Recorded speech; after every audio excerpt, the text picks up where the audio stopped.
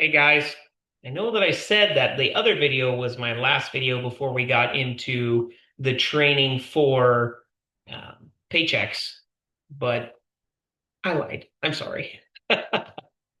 We have one more video before we get the paychecks trainings. So this one is on culturally competent care. And I'm going to go ahead and get it live and rocking and rolling here. I hope everyone can see it because I can. So let's talk about culturally incompetent care. These are our objectives. We want to define common terms used when discussing cultural competence, understand the national class standards, explain the role of self-awareness and cultural competency, describe how a resident's culture impacts their perception of health and illness, define and explain models used for transcultural assessment communication, describe what makes a culturally competent healthcare organization. Now, I do want to share with you guys that, again, we have utilized the compliance store for these things. Okay.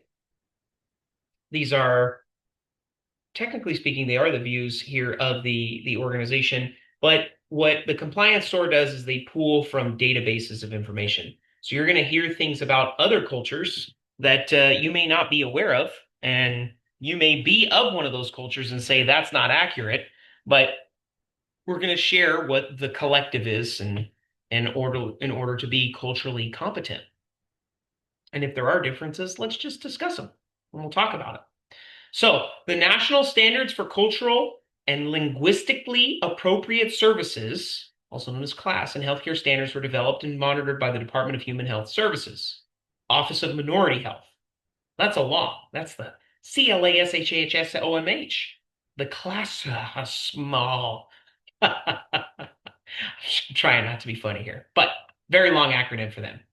And they're the basis of this presentation. The standards are a set of 15 action steps intended to advance health equity, improve quality, and help eliminate healthcare disparities by providing a blueprint for individuals and healthcare organizations to implement culturally and linguistically appropriate services. HHSOMH states that class is a way to improve the quality of services provided to all individuals, which will ultimately help reduce health disparities and achieve health equity. Class is about respect and responsiveness, respect the whole individual, and respond to the individual's healthcare needs. Below are some common use terms when discussing cultural competence in healthcare as defined by the Department of Health and Human Services. Culture is an integrated pattern of thoughts, communications, actions, customs, beliefs, and values, and institutions associated wholly or partially with racial, ethnic, or linguistic groups, as well as religious, spiritual, biological, geographical, or sociological characteristics. It's a bit of a mouthful. Cultural competency is the developmental process in which individuals or institutions achieve increasing levels of awareness, knowledge, and skills along a cultural competence continuum. Cultural competence involves valuing diversity, conducting self-assessments, avoiding stereotypes, managing the dynamics of difference, acquiring and institutionalizing cultural knowledge, and adapting to diversity in cultural context. Now, classes are services that are respectful and responsive to the individual cultural health beliefs. We have persons with limited English proficiency are unable to communicate effectively in English.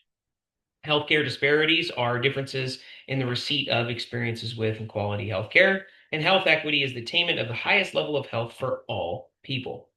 Now, why culturally competent care? The United States has quickly become a multicultural society, rich with individuals of different races, religions, values, languages, and beliefs. Recent census results suggest that the U.S. will continue to trend towards a pluralistic society with no one ethnic group in the vast majority by the year 2043. Interesting. Research shows that members of many cultural and linguistic groups regularly struggle with healthcare disparities. Without an understanding of cultural and linguistic competence, it can be a challenge to accurately assess a resident and develop appropriate interventions. Culturally and linguistically approached services have been shown to improve overall quality of service. Thus, healthcare professionals and organizations face an increasing need to provide safe, efficient, timely, effective, and high-quality care that is person-centered and responsive to the diverse cultural needs of the resident population. Self-awareness, we need to talk about this. Factors that affect cultural competency and becoming culturally aware.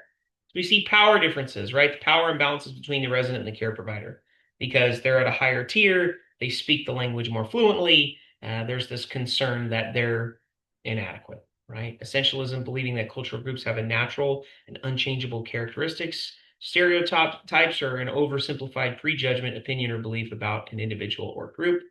A bias is an attitude or stereotype that affects our understanding, and ethnocentrism is a belief that one's way of life and view of the world is more desirable and superior to than that of others. When we're interacting with those with different cultures, we need to evaluate our personal beliefs and intentionally set aside attitudes and judgments about other cultural groups that I may have. Assess differences in communication styles between you and the resident. Learn more about the resident's culture and inquire about their expectations and what healthcare means to them. Be attentive to the resident's body language and level of anxiety. Validate the resident's concerns and watch for nonverbal cues. Build trust and rapport with a resident by honoring their request to not discuss certain topics, such as sexual health. Offer a staff member of another gender if that makes the resident more comfortable. Okay. That's very common in healthcare. I'm certain everyone's aware of that. Women are more comfortable with a woman examining them. So, if the resident does not speak English or has limited English, speak slowly and use gestures and pictures. Use simple words and avoid medical terminology. Arrange for language assistance services, which we already have for you guys. So let's talk about the health-related experience and the cultural experience of illness, specific cultural beliefs, and additional influences. So, in a culture impacts, what is considered a health problem? How illness, disease, and other causes are perceived, how symptoms are expressed, behavior patterns of both the resident and their support system, attitudes and beliefs regarding healthcare providers, where and when care is sought, religious traditions surrounding health and wellness, beliefs about the supernatural world, food intake during illness, what type of treatment is allowed, and who provides treatment. So these are some examples that came from Geiger 2017 about cultural group types and illnesses that associated with those. So Afghans, most Afghans are Muslim. They may believe that illness is a result of not adhering to the principles of Islam and is punishment from Allah.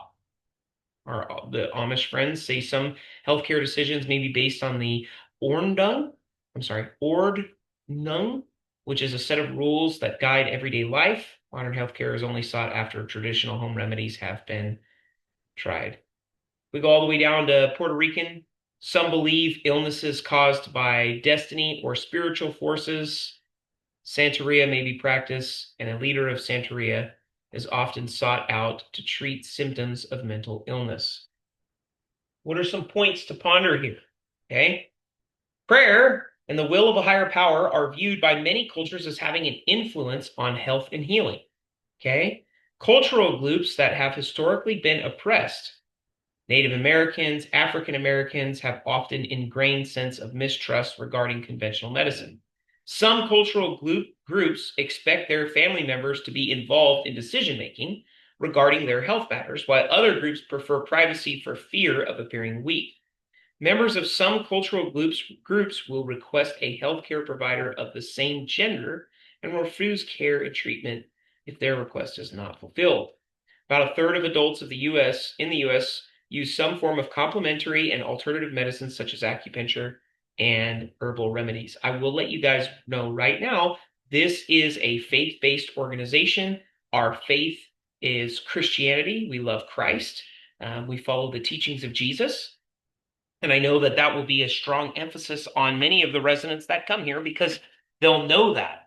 Does that mean that we discriminate against any other race, religion, or belief? Absolutely not. Okay. But just be made aware that some of the residents here will be of Christian faith, Christian background, and they may ask you to pray with them. If you're uncomfortable, you can come get me. I'd love to come pray with the patients if it's something that you don't want to do. Ensuring effective communication, communication styles, effective interviewing, tools for effective communication, language assistance services, civil rights law, and health literacy.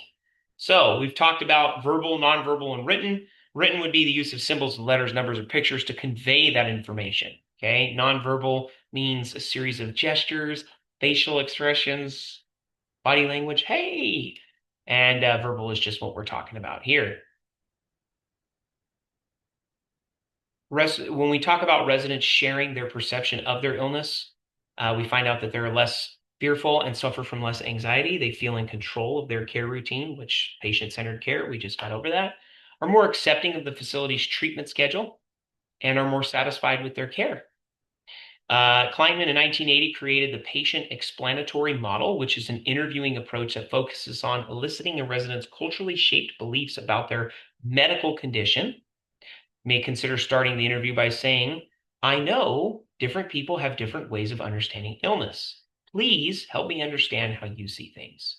And then continue with the following questions as appropriate. What do you call your illness? What do you think caused your illness? Why do you think it started when it did? Okay. What are some tools that we have for effective communication? The LEARN model.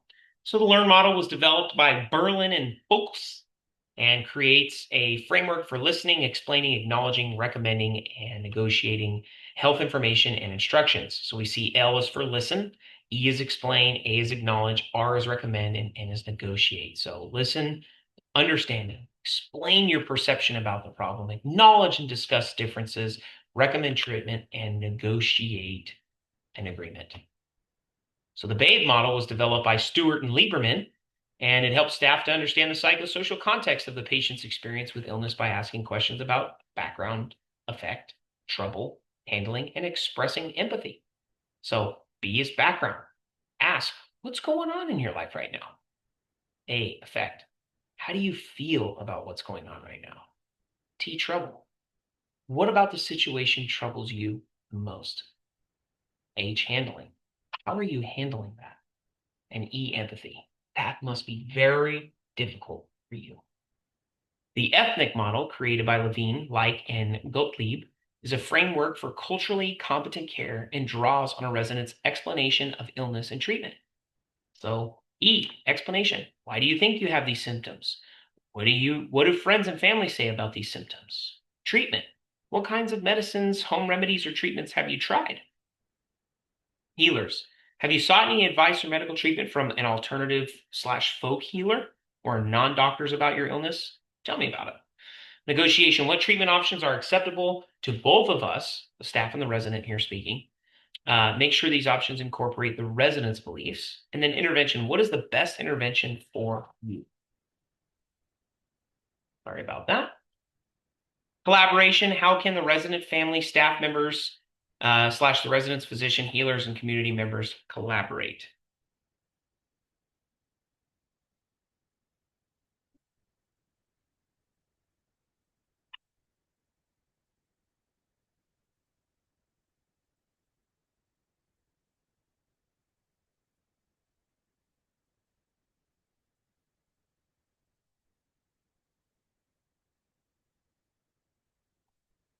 Okay. Sorry, my wife is calling me. Um, we did the ethnic model. Let's move on. Language assistance services can include interpretation of verbal communication and or translation of written documents for residents with limited English proficiency. So I'm not going to go too far into this because we've talked about it in the last few videos about the language services that we offer. Civil rights law, this is an important one. So Section 1557 of the Affordable Care Act, which is the non-discrimination provision, builds upon Title IV of Title VI of the Civil Rights Act of 1964 by eliminating barriers and reducing gaps in healthcare. It states that a covered entity, which includes nursing homes that receive federal funding from the Department of Health and Human Services, must, remember, we don't receive any federal funding here. We're a private organization.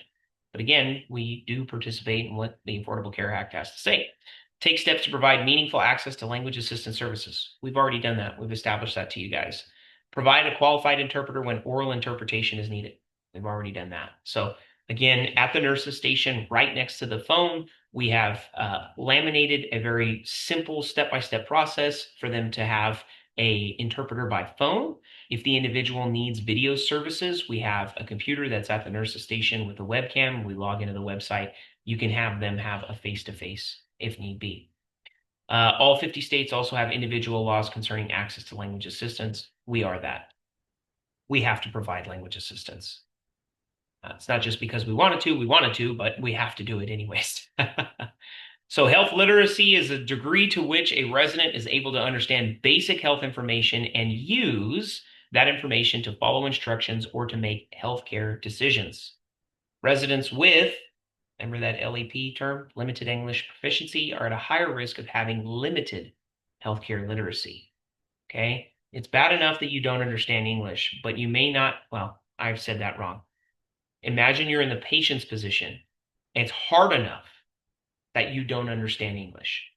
And now the person comes in and starts speaking medical terminology, which, if you know Latin, may not seem like that big of a deal. But when we're talking about diagnoses and ailments and things of that sort, it may feel like a barrage of information. So we always want to use the right direction. We want to use the right jargon, okay? And the use of tools is very beneficial.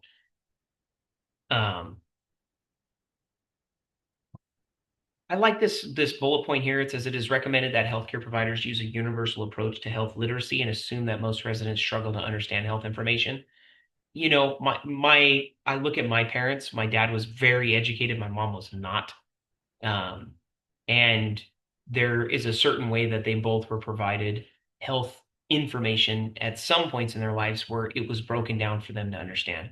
A lot of times it wasn't. Like I've said before in some of the welcome videos, that my parents had a really rough go of the healthcare system, which partially spawned this entire dream and this prayer that we have of what Go Well Health is today. But it's important for me that we bridge that gap. Okay. So we talk to the patients in a way that they understand, that they can hear us, they can receive the message. We have them give it back to us so we know that they understand the message, because not everything is going to be easy when it comes to the type of message being delivered. On the last bullet point here, it says it's important to note that impaired health literacy can impact people from all races, ages, cultures, and income levels and educational levels. This is true. Here's some signs and some strategies here to, number one, diagnose with a resident has limited health literacy and the strategies to help that person. So admission forms are incomplete or contain mistakes. Our admission packet that you guys have seen there's like 4 or 5 signatures that are required.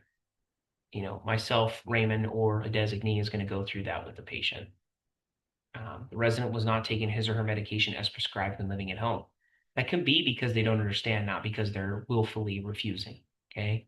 The resident cannot name their medication or doesn't know why it was prescribed. Okay, come on, guys. I mean, before I got into healthcare, try and say acetaminophen, right? It's got all kinds of crazy numbers and letters inside there when we're talking about the dosaging. So we got that's a big part of the population. It's not just those that struggle with English, because the drug names and categories I mean, think about it, anticholinergic, right? Catecholamine.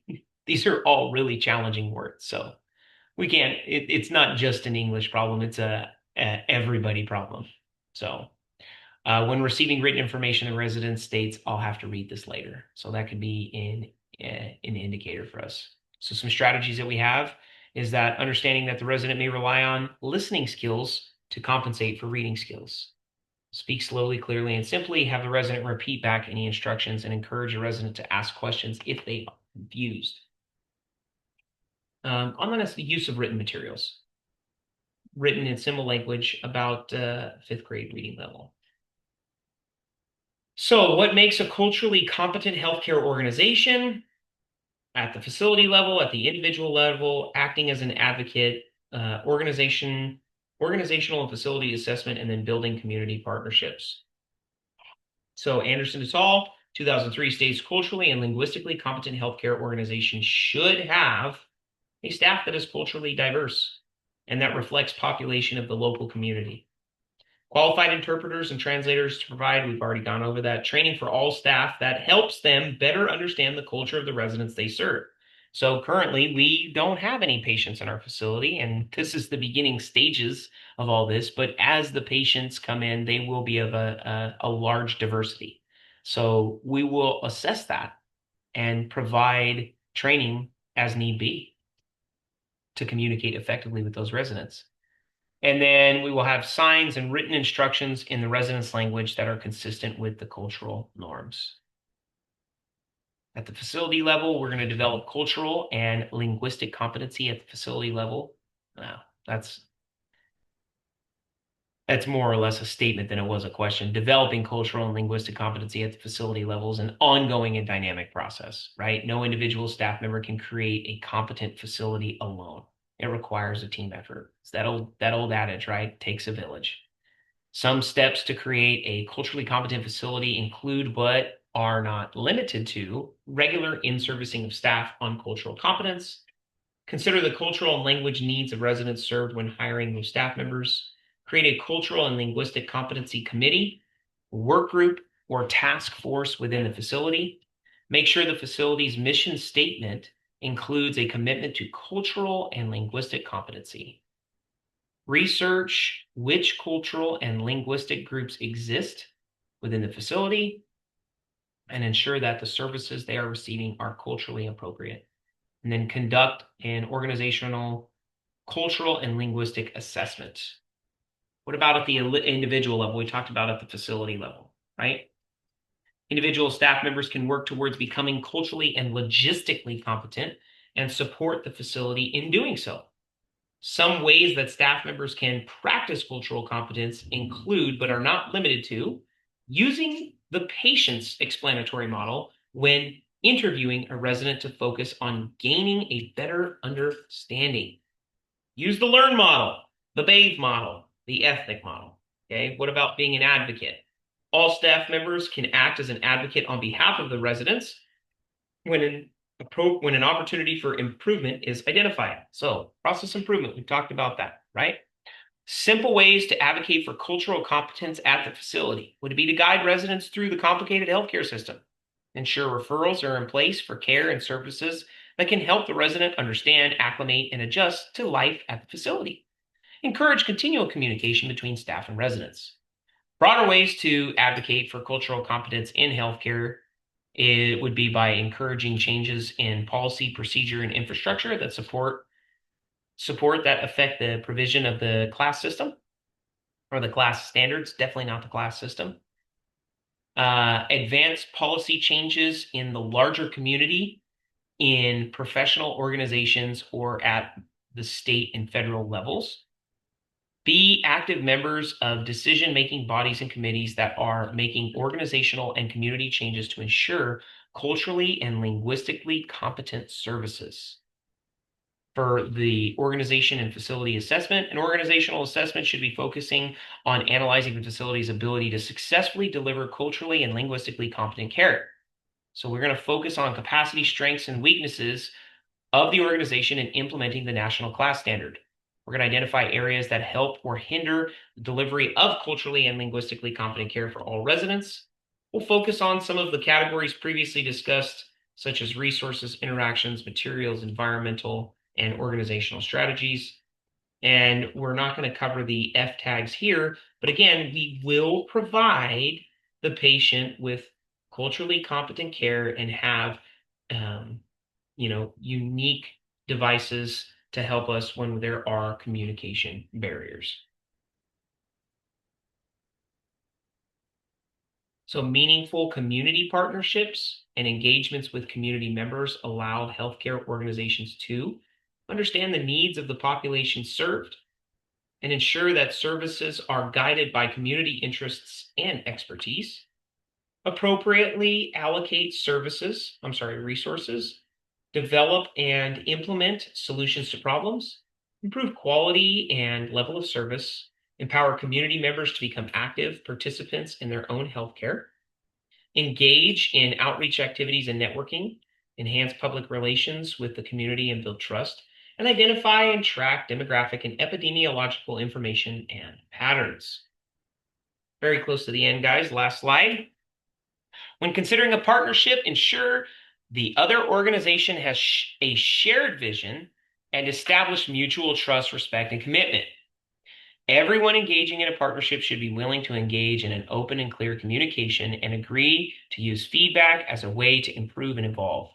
Examples of organizations to partner with may include, but are not limited to, SNFs, community health organizations such as hospital and clinics, local, state, and federal agencies, volunteer health organizations, professional organizations, academic institutions, private organizations, civic organizations, news media, local businesses, and interagency councils. If you have any questions about this particular subject, please write them down when we will have a post-test review when you guys come in person. And I promise this is the last video for me until you go through the paychecks videos. And after the paychecks videos, you might see my face again. Here's all the references from the slide today. And again, I'd like to thank the compliance store for providing all this data for us. And have a great day or evening like it is here right now, or early morning. Bye-bye.